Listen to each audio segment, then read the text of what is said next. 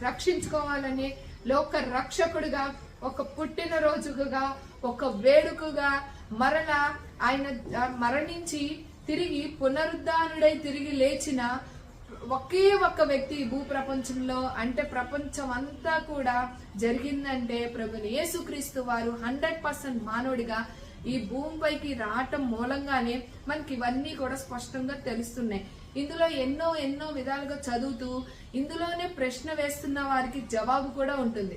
సరిగ్గా చదివితే అర్థమవుతుంది. ఎందుకంటే మనం ఏదైనా ప్రశ్న ఆ టెక్స్ట్ బుక్ లో చదువుతున్నప్పుడు ఆన్సర్ అనేది అందులోనే ఉంటుంది. టీచర్స్ ఏమంటారు, ఇప్పుడు క్వశ్చన్ ఫామ్ చేసి ఆన్సర్ కూడా రాయమంటున్నారు. ఒకప్పుడు క్వశ్చన్ అండ్ ఆన్సర్స్ ఇస్తే చదివి రాసేవాడు, ఇప్పుడు క్వశ్చన్ నువ్వే ఫామ్ చేయి ఆన్సర్ కూడా కనిపెట్టు అంటున్నారు. ఎందుకు అంటే ఇందులో ప్రశ్న ఎంతైతే ఉందో జవాబు కూడా ఇందులోనే ఉంది. ఏదో కొన్ని తీసుకుంటూ ఆ ప్రశ్నలు ఏదో వేసేసి మీ దేవుడు అలాగా ఎందుకు అలా రావాలో, ఎందుకు అంత కష్టపడాలో, ఎందుకు అలా సిలువుపై మరణించాలో, ఆయన రక్తం ఏంటో ఇవన్నీ చెప్తున్నారు కదా.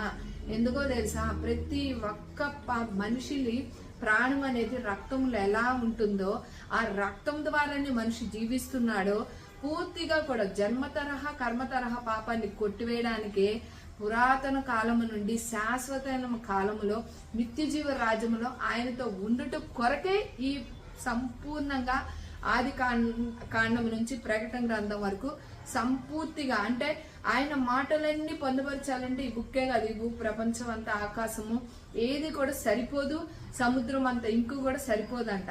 ఇది ఎన్నిసార్లు చెప్పుకున్నా కూడా